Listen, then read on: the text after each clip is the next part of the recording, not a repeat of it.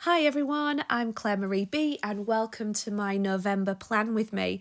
I cannot believe we're already in November. This year has flown despite spending a lot of it locked down due to the pandemic. One of the great things for me this year is that I've discovered bullet journaling. If you're a beginner like me, welcome. If you're a seasoned pro, then welcome too. I've chosen a moon and stars theme for this spread. I wanted to move away from my orange, fall, autumnal themes of October. And as I mentioned in my previous video, I have been really practicing my lettering. Again, it still needs quite a bit of work. So if anyone's got any tips or any videos that they watch that's really helped them, I know practice makes perfect, but I definitely need some more practice. So I've started out by making a moon, obviously popping November in there, and then doing some dotted stars, circles, etc. over the page. I wanted it to be quite minimalist, and I was really inspired by picking up stargazing this summer and also just the clear night skies that we're seeing at the moment and how chilly it is. I also have some washi tapes that I loved that I bought in the summer, which were black, white and silver, and there was actually a few in there that had astronauts and stars and moons on them, so I thought, well, what a perfect time to use those up as well. So I'm just carrying on the page with my stars and little dots. I've gone for silver in here as well, and I'm using the Sharpie metallic marker and then the Crayola black pen. If anyone can recommend any other black pens, please give me a shout or pop it in the comments. I do like the Crayola pen, but I just don't feel that it covers with a real thick black, and I'm really struggling to find one that then doesn't ghost through to the other side of the page. It is a really high quality bullet journal that I use. It's 160 GSM, so it's not that's necessarily the problem. But what I did find with the metallic silver, and as we turn over the pages you'll see the same thing, there is some ghosting from that marker pen, so there's definitely some more pen work that I need to do, and I do enjoy discovering pens. I'm then using my gelish pen in white to do some dots over the front of the moon as well, and that really does create the simplistic black, white and silver theme for November, which I then carry through as that first page. Onto my side page, I often like to do a separate drawing or a quote, and this month I'm going with a poem, which is The Owl and the Pussycat by Edward Lear. There's a lovely part on there where it talks about the moon, and I really wanted to put that in there, again because I wanted to practice the lettering as well. I had a lot of fun this month working out how to put these few lines of the poems in using really different writing, and I thoroughly enjoyed it. So I'm really mixing it up here, putting the words in jumbled up form, in banners, and how I can highlight. And I really enjoyed researching this and looking at other examples on YouTube and over the internet just to find some different styles and practice that and see what worked for me. I have noticed in doing this month, I actually change the pen while I'm mid-writing in different ways, so I need to work on changing that. And that's because I think I hold my pen in a really weird way, which is comfortable, and I'm trying to force myself to hold it in a proper way in order to get better. So I'm kind of on the fence about whether I just go with my usual way or whether I keep persevering. But what I need to stop doing is changing it halfway through when I'm writing words. The word that I used for the first hand, the style that I used on that, I really liked. I'm definitely going to be bringing that back in future months. I just thought it was really interesting. And the edge is just about putting the serifs on the end of the fonts.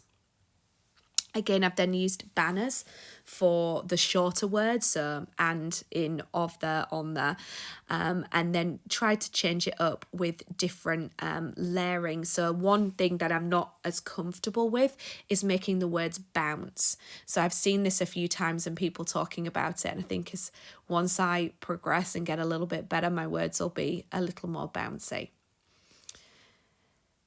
This font that I'm doing for light, I really enjoyed that as well. It was a real simple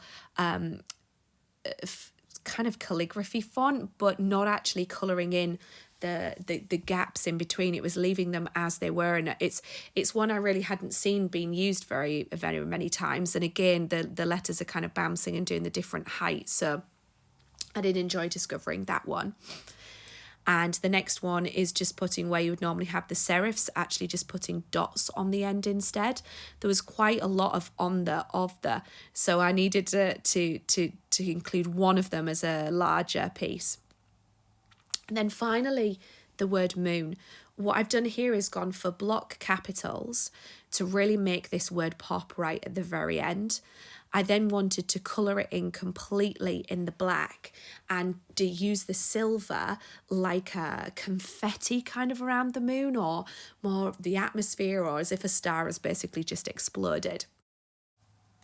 So once I've finished the outline, I'm just colouring in with my Crayola black marker, and then I wanted to start the decoration on the page, and I'll come back to the word moon to do my confetti or star explosion. At the top of the page, I'm drawing some straight lines to do some hanging stars and moons. So I'm drawing the lines down, leaving some gaps to go back in and pop the circles in. You're joining me there at the end. I didn't think you wanted to see me to draw a bunch of straight lines. So I'm just jotting some of the moon shapes, the circles, and some star shapes around.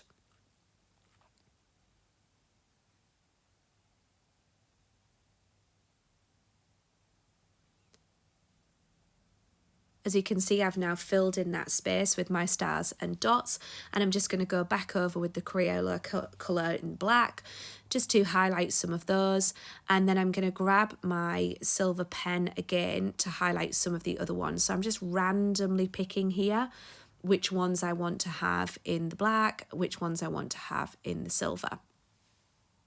There's no real formula to this whatsoever. It was just what I thought might look good on the page. So now I'm going over that in the silver and highlighting the ones that I'd left. I'm then going to move on to start doing the confetti around the moon. And I'm really happy with how this page is looking. If anything, I actually think my left-hand page is better than my right-hand page. So I'm going to have to get a little more creative next month. So apologies that the dots as I've gone down the moon, my book is slightly further down on the video, so you guys are not seeing that fully. So I've cut that quite short, but I'm sure you're getting the gist that I'm doing I'm doing the dots really close together to start with, and then starting to do them further and further apart. And that's the finished look of the cover sheet. Moving on to my monthly spread, I'm really not great at using my monthly calendar. I think it's because I really use the weekly spreads a lot, and I have a lot of to-do lists and things like that I keep because there's so much that I have to do. I don't always put them on the individual days, and it doesn't always matter which day it is that I do those things. So I'm using this opportunity in November to keep practicing that lettering, as you can see. And then I'm drawing my lines down to create my grid. As soon as I started doing this, I remembered that this month I wanted to do some individual boxes. And I think next month that's what I'm probably going to do. It may be that I'm not really using this calendar too much because I'm just finding that the spaces aren't big enough. So if you have any tips around how you use this better, I'm thinking I might need to create another code or some colours that I use to highlight what's going on that day and then jot it onto another day. I'm doing my banner at the top there to put the days of the week, and then drawing my horizontal lines in order to create the full boxes.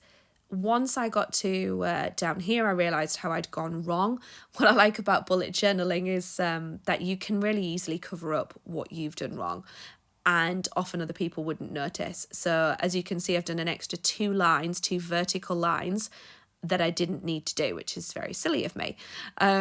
It's not the first time I've done this. Every month I do something and draw an extra line, but you'll see shortly how I try to cover that up and not make it quite so obvious. So I'm just finishing off my banner here, colouring that in the Crayola black, and then I'm going to use, at the end of creating this spread, the white pen to make the days of the week really pop out. I'm taking the theme from the front pages and carrying this over onto the calendar page now, so completing it with some stars, some moons, and I've put those as if they're popping out from behind the calendar as well, which I thought was kind of cool, instead of just doing it all around in the gaps. What I did notice when I turned onto this page, as I mentioned earlier, is the ghosting that had come through from the previous page with the silver marker. So the black really hasn't come through from the previous page at all, which you can see as I've drawn on the other side of that left-hand page right now is that black moon, and you can't see that. So the Crayola is really good for not ghosting. However, you can see the silver stars from the silver marker pen. And certainly on the page before that, under the moon, where I did the confetti, that's really come through quite a lot. I don't mind it so much on this page because actually it just looks like faint grey stars. So it was okay, it's worked out, but it's certainly, I'm not going to use that pen on the paper again in this way. I'll probably use some craft paper or different paper that I then stick into the book. So it's a lesson learned for me, if I'm wanting to use the metallic pens in future, just to be careful that I'm using them on a different page. And then sticking that in. I'm just randomly choosing which ones to colour in here. Obviously, I'm not going to use the silver marker, which was something I really intended on doing. I had actually intended to use the silver marker in a lot of different ways on the spread until I realised about the ghosting. So I'm just filling in now the days of the week in the white gelish pen, which stand out really well. And finally, to finish this page off, I'm popping on some of the washi tape that I mentioned at the very beginning, which had a real space theme to it. So I wanted to get that used up, and what better than a space themed spread for the month. As you can see there's some white tape and some of the black tape. I'm now going over and correcting the mistake that I made. So using the white pen to cover up, or at least make those lines not stand out quite so bad. And after doing that, I realised that wasn't going to work particularly well. So I've popped some washi tape over the top of it as well, which really does cover it up a lot better. And I don't think it sticks out too bad. I'm then just tidying up the bottom of the lines that are sticking out there. So now I'm on to my trackers page, and I wanted to shake this up a bit this month. So you'll see on my habit trackers, I've done something a little bit different. Again, trying out all these different banners of my writing. So I saw this one and thought this was really cool, of extending the lines out. I thought that could work really well. And then I wanted to do moons, all differently coloured or shaded for the month, for the mood.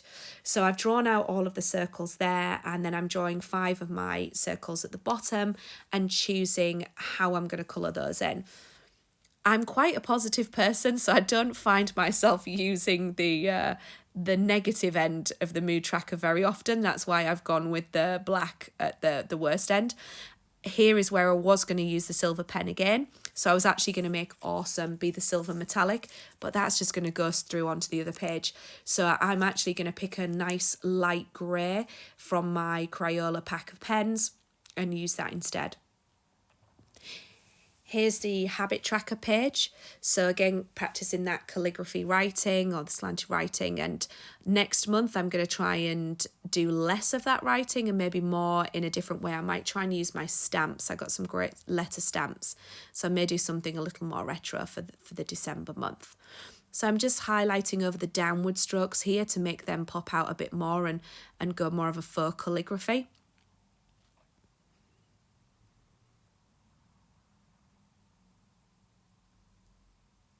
So just thickening up those downward strokes.